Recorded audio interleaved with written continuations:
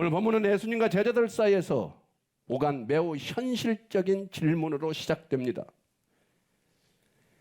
이 장면은 추상적인 교리가 아니라 공동체 안에서 실제로 부딪히는 문제에서 출발합니다.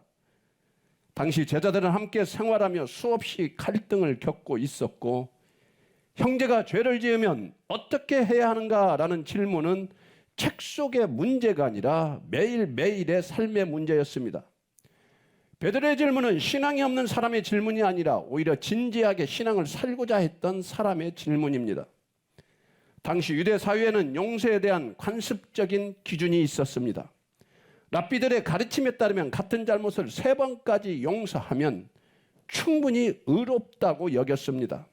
3번을 넘기면 그 책임은 가해자에게 돌아간다고 보았습니다. 이런 배경 속에서 베드로는 예수님 앞에 나와 질문하는 것이 오늘 본문입니다. 오늘 본문 우리 다시 한번 다 함께 읽어볼까요? 다 함께 읽어보겠습니다. 시작.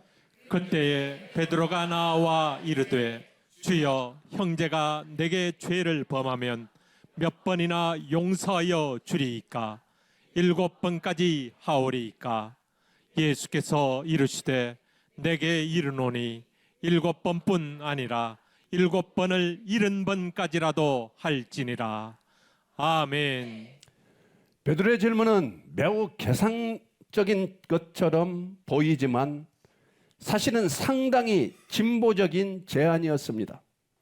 3번이 기준이던 시대에 7번을 말한 것은 나는 충분히 많이 참을 준비가 되어 있다라는 고백이었습니다. 베드로는 지금 최선을 다해 믿음의 기준을 끌어올리고 싶은 것입니다. 그는 용서를 회피하려는 사람이 아니라 어디까지 해야 옳은지 알고 싶었던 사람입니다. 그러나 예수님의 대답은 그 질문의 방향 자체를 바꾸십니다. 7번까지가 아니라 70번씩 7번까지라는 말씀, 무슨 의미입니까? 숫자를 늘리라는 뜻일까요? 절대 아닙니다. 여기서 중요한 것은 횟수가 아니라 셈하려는 태도 자체를 내려놓으라는 요청입니다. 예수님은 용서를 많이 하라고 말씀하신 것이 아니라 용서를 계산하지 말라고 말씀하신 것입니다.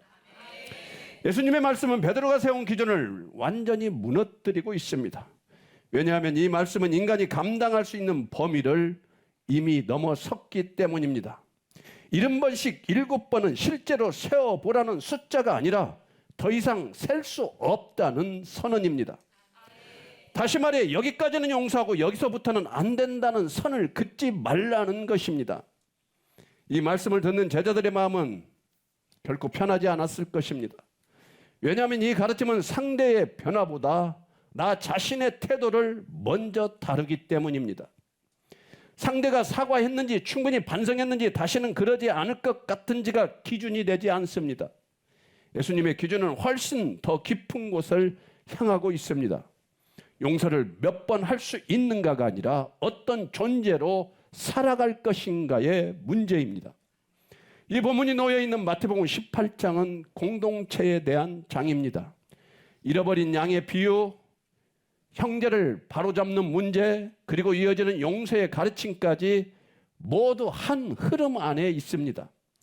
즉 예수님은 개인의 도덕성을 말하는 것이 아니라 하나님 나라 공동체가 어떤 질서로 유지되는지를 말씀하고 계십니다. 그 질서의 핵심이 바로 무엇입니까? 용서입니다. 여기서 우리는 중요한 사실 하나를 발견합니다. 예수님은 용서를 감정의 문제로 기분이 풀리면 하라, 마음이 괜찮아지면 하라 라고 말씀하지 않으셨습니다. 용서는 감정의 결과가 아니라 관계를 선택하는 결단입니다. 그래서 이 말씀은 듣기에는 고상하지만 살아내기에는 매우 현실적인 도전이 됩니다. 결국 이 본문은 이렇게 묻고 있습니다. 우리는 용서를 어디까지 할 수 있는가가 아니라 우리는 여전히 셈하며 살아가고 있는가, 아니면 셈을 놓고 살아가고 있는가. 베드로의 질문은 우리의 질문입니다. 그리고 예수님의 대답은 오늘 또 여전히 우리의 삶을 불편하게 만듭니다. 그 불편함 속에서 우리는 이 말씀을 단순한 이상이 아니라 지금 내가 서 있는 관계의 자리로 가지고 와야 합니다. 이제 우리는 본문에서 한 걸음 더 나아가야 합니다. 왜냐하면 이 말씀을 잘 참아보자, 더 노력해보자는 결심으로만 듣는 순간 이 설교는 우리를 짓누르는 또 하나의 부담이 되기 때문입니다. 예수님께서 말씀하신 용서는 인간의 의지로 도달할 수 있는 그런 수준이 절대 아닙니다. 70번씩 7번이라는 말씀은 사실상 너희의 힘으로는 불가능하다라는 선언에 가깝습니다. 그래서 이 말씀은 우리를 행동으로 몰아가기 전에 먼저 우리 자신을 돌아봐야 합니다. 우리는 이 기준의 앞에서 솔직해져야 합니다. 우리는 많이 용서하지 못한 사람들이 아니라 사실 거의 용서하지 못한 사람들입니다.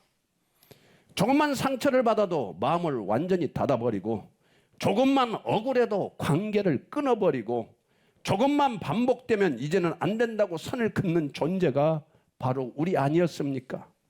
이 모습에서 우리는 단순히 감정이 상한 사람이 아니라 믿음이 얼마나 약한 존재인지를 우리는 반드시 깨달아 알아야 합니다. 성경은 우리의 상태를 이렇게 말합니다. 모든 사람이 죄를 범하였음에 하나님의 영광에 이르지 못하였더니. 우리는 용서를 어려워하는 정도의 사람이 아니라 하나님의 기준 앞에서 이미 용서 없이는 설 수 없는 죄인입니다. 그리고 바로 그 지점에서 예수 그리스도의 사역이 시작된다라는 것입니다. 예수님은 용서하라고만 말씀하신 분이 아니라 용서가 무엇인지 몸으로 보여주신 분입니다. 우리의 반복된 불순종, 계산적인 신앙, 끝까지 믿지 못한 마음을 그분은 이미 아시면서도 우리를 포기하지 않으셨습니다. 예수님은 우리가 변했기 때문에 십자가로 가셨습니까? 절대 아닙니다. 로마서 5장 8절 말씀인데 우리 다 함께 한번 읽어볼까요? 시작. 우리가 아직 죄인 되었을 때에 그리스도께서 우리를 위하여 죽으심으로 하나님께서 우리에 대한 자기의 사랑을 확증하셨느니라. 아멘. 아멘. 이 말씀은 아주 중요합니다.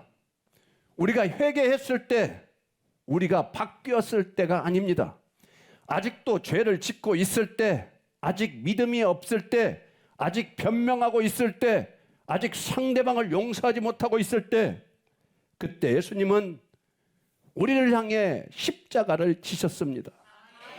십자가는 하나님이 우리를 이해해 주신 사건이 아닙니다. 십자가는 하나님이 우리를 대신 감당하신 사건입니다. 우리가 받아야 할 심판, 우리가 책임져야 할 죄의 무게를 예수님께서 홀로 지셨습니다. 우리 이사야 53장 5절 말씀 다 함께 한번 읽어보겠습니다. 시작.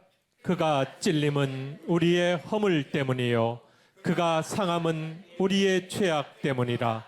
그가 징계를 받음으로 우리는 평화를 누리고 그가 채찍에 맞음으로 우리는 나음을 받았도다.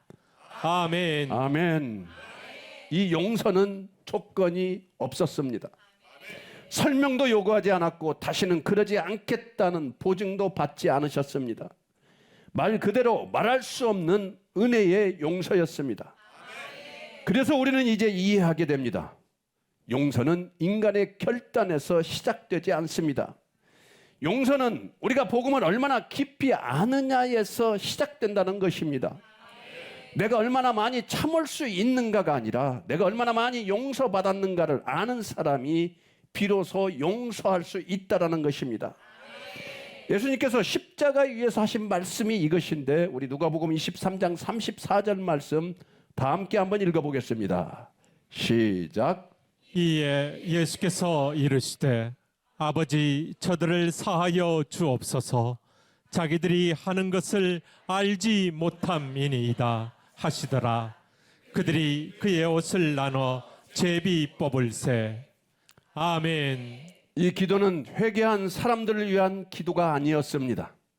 지금도 예수님을 죽이고 있는 사람들을 향한 기도였습니다. 이 용서를 깊이 아는 사람만이 왜 또 나만 해야 합니까? 라는 그 질문에서 벗어날 수 있다는 것입니다. 그래서 결론은 분명합니다. 용서는 인간의 의지가 아닙니다. 용서는 복음의 열매입니다. 십자가 앞에 오래 머문 사람에게서만 조용히 맺히는 열매입니다. 오늘 이 말씀은 우리에게 이렇게 묻습니다. 너는 얼마나 용서하려 애쓰고 있느냐가 아니라 너는 얼마나 깊이 용서받았음을 알고 있느냐. 이 질문 앞에서 우리는 다시 예수 그리스도 앞으로 나아가야 됩니다. 여러분, 이제 용서는 누가 하는지 아시겠습니까? 아마 잘 모를 겁니다. 이제 뒤에 나오는 말씀을 잘 들을 때에 용서는 누가 하는지를 여러분 바로 깨닫게 될 것입니다. 예수님께서는 용서의 문제를 설명하시기 위해 한 비유를 들려주십니다. 바로 1만 달란트 빚을 탕감받은 종이 100데나리온을 빚진 동료를 용서하지 않은 이야기입니다. 이 비유는 용서를 감정의 문제로 다루지 않고 기억의 문제로 다룹니다. 1만 달란트는 한 사람이 평생 일해도 갚을 수 없는 아주 큰 액수입니다. 반면 100데나리온은 결코 가볍지는 않지만 시간과 노력으로 한 인간이 충분히 갚을 수 있는 빚입니다. 문제는 1만 달란트 빚을 탕감받은 종이 100데나리온을 빚진 동료를 용서하지 못한 이유는 무엇 때문에 1만 달란트나 빚을 탕감받은 은혜를 받은 자가 100데나리온을 자기에게 빚진 동료를 용서하지 못했을까? 그 이유는 그가 탕감받은 은혜를 너무 빨리 잊어버렸기 때문입니다. 성경은 이렇게 말합니다. 마태복음 18장 27절, 우리 다 함께 한번 읽어보겠습니다. 시작. 그 종의 주인이 불쌍히 여겨 놓아 보내며 그 빚을 탕감하여 주었더니. 아멘. 1만 달란트의 빚을 가지고 있는 종을 주인이 불쌍히 여겨 놓아 보내며 그 빚을 탕감하여 주었다고 말씀하고 있습니다. 여기서 주목할 단어는 불쌍히 여겨입니다. 탕감은 계산의 결과가 아니라 궁일에서 나온 은혜였습니다. 설명도 보증도 없이 전부 탕감되었습니다. 그런데 그 은혜를 경험한 종은 밖으로 나가자마자 아주 전혀 다른 사람이 되어버립니다. 마태복음 18장 28절 말씀입니다. 우리 다 함께 한번 읽어보겠습니다. 시작. 그 종이 나가서 자기에게 100데나리온 빚진 동료 한 사람을 만나 붙들어 목을 잡고 이르되 빚을 갚으라 하매. 아멘. 이 장면은 매우 충격적입니다. 방금 전까지 자비를 입은 사람이 은혜의 자리를 벗어나자마자 폭력적인 존재로 변해버렸습니다. 왜 그렇습니까? 자기가 받은 은혜의 기억이 사라졌기 때문입니다. 예수님께서 이 비유로 말씀하시는 핵심은 분명합니다. 용서받은 사람이 다른 사람을 용서하지 못함은 은혜를 잃어버린 결과라는 것입니다. 은혜가 기억 속에 있을 때 사람은 용서할 수 있지만 은혜가 흐려지는 순간 사람은 다시 계산하기 시작합니다. 그래서 용서하지 못하는 사람은 잔인한 사람이 아니라 자신이 얼마나 큰 빚을 탕감받았는지를 잊어버린 사람입니다. 상대의 100데나리온이 크게 보이는 이유는 내가 받은 1만 달란트가 내 마음에서 사라졌기 때문입니다. 예수님은 이 비유를 통해 우리를 정죄하지 않으십니다. 오히려 이렇게 묻고 계십니다. 지금 네가 붙들고 있는 분노가 정말 그만큼 큰 문제냐? 아니면 내가 너에게 베푼 은혜를 네가 잊고 있는 것은 아니냐고 지금 물으십니다. 용서는 다시 결심하는 문제가 아니라 내가 받은 은혜를 다시 기억해내는 문제입니다. 내가 얼마나 큰 용서를 받았는지를 기억하는 순간 100데나리온은 더 이상 관계를 끊을 이유가 되지 못하며 용서하지 못할 이유가 전혀 없다라는 것입니다.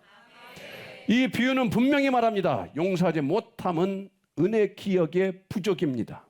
그래서 예수님은 오늘 또 우리를 감정의 자리로 부르지 아니하시고 은혜를 다시 바라보는 자리로 부르십니다. 용서란 상처를 없던 일로 만드는 감정의 기술이 아닙니다. 용서란 다시는 아프지 않기 위해 마음을 단단히 여미는 자기 방어도 아닙니다. 용서란 내가 받은 은혜를 기억함으로 상대의 빚을 더 이상 계산하지 않기로 선택하는 믿음의 열매입니다. 용서는 상대의 변화에서 시작되지 않습니다. 사과의 진정성이나 재발 방지의 약속이 기준이 되지 않습니다. 용서는 내가 얼마나 많이 참을 수 있는가의 문제가 아니라 내가 얼마나 큰 빚을 탕감받았는가를 분명히 알고 있는가의 문제입니다. 그래서 용서는 인간의 의지가 아닙니다. 억지로 끌어올린 도덕적 결단도 절대 아닙니다. 용서는 십자가 앞에 오랜 머문 사람에게 자연스럽게 맺히는 복음의 열매입니다. 내가 받은 1만 달란트를 기억할 때 상대의 100데나리온은 더 이상 관계를 끊을 이유가 되지 않지 않습니까? 그 기억이 살아있는 한 용서는 선택이 아니라 필연이 됩니다. 구원이란 죄의 결과만 면제받는 사건이 아닙니다. 구원이란 죽음 이후의 안전을 보장받는 약속도 아닙니다. 구원이란 1만 달란트를 탕감받은 사실을 평생 잊지 않도록 우리의 삶을 새롭게 빚어가시는 하나님의 은혜입니다. 구원은 우리의 결단에서 시작되지 않았습니다. 회개의 완성도 믿음의 깊이도 조건이 아니었습니다. 우리가 아직 죄인 되었을 때, 아직 계산하고 변명하던 그때에 예수 그리스도께서 십자가로 우리를 건지셨음을 우리는 기억해야 합니다. 그래서 구원받은 사람은 더 이상 빚진 자로 살지 않습니다. 이미 용서받은 자로 살아갑니다. 구원은 과거의 신분만 바꾸는 것이 아니라 현재의 삶의 방식까지 바꾸는 능력입니다. 은혜를 기억하며 살게 하고 그 기억이 관계를 새롭게 하며 마침내 용서라는 열매를 맺게 합니다. 그러므로 오늘 설교가 말하는 구원은 이것입니다. 구원이란 십자가의 은혜가 기억으로 남아 우리의 삶 속에서 용서로 흘러가게 되는 복음의 역사입니다. 오늘 말씀을 따라가다 보면 결국 한 가지 마음에 이르게 됩니다. 하나님 아버지의 마음은 우리를 정죄하는 데 있지 않았다는 사실입니다.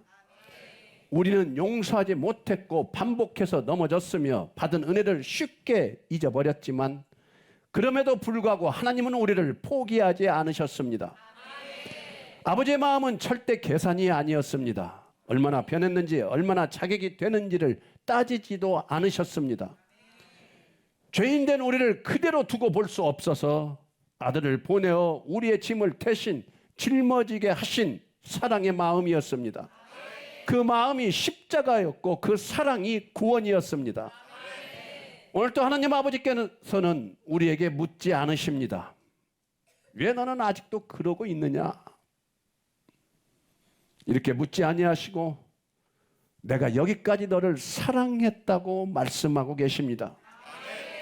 성도란 실수하지 않는 사람이 아닙니다. 성도란 늘 넉넉하게 용서할 줄 알아서 불리는 이름도 절대 아닙니다. 성도란 자신이 얼마나 큰 빚을 탕감받았는지를 끝까지 잊지 않고 살아가는 사람입니다.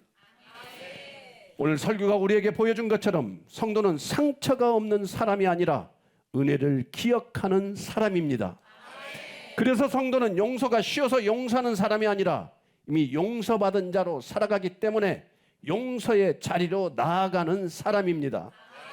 성도는 계산을 잘하는 사람이 아닙니다. 얼마나 참았는지 몇 번이나 견뎠는지를 절대 세지를 않습니다.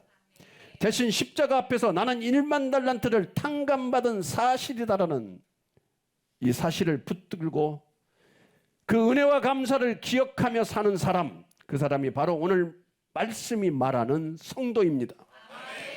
사랑하는 여러분, 오늘 말씀은 우리에게 분명히 말합니다. 용서는 이미 준비되어 있고 은혜는 결코 고갈되지 않았으며 예수님은 우리가 다시 넘어질 것을 아시고도 처음부터 우리를 부르셨다는 사실입니다.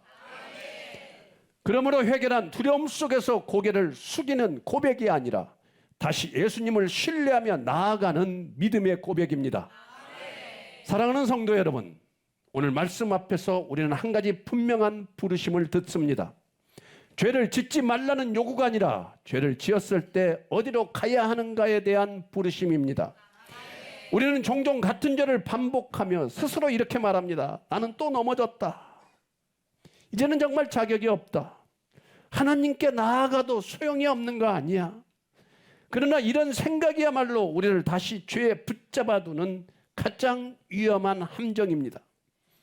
아무리 죄를 다시 짓는다 하더라도 좌절 속에 머물지 마십시오.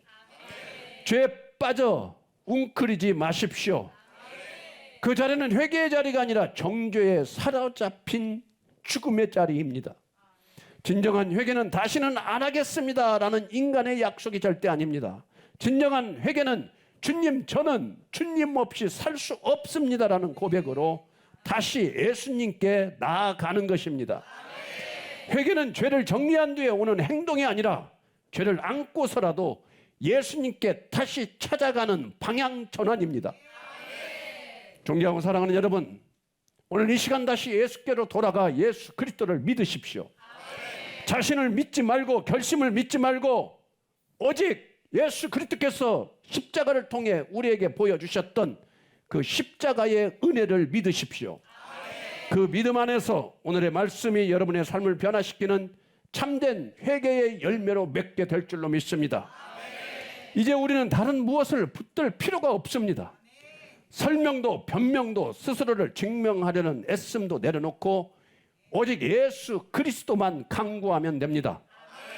용서의 기준도 회개의 능력도 변화의 시작도 우리 안에 있지 않고 오직 주님 안에 있습니다.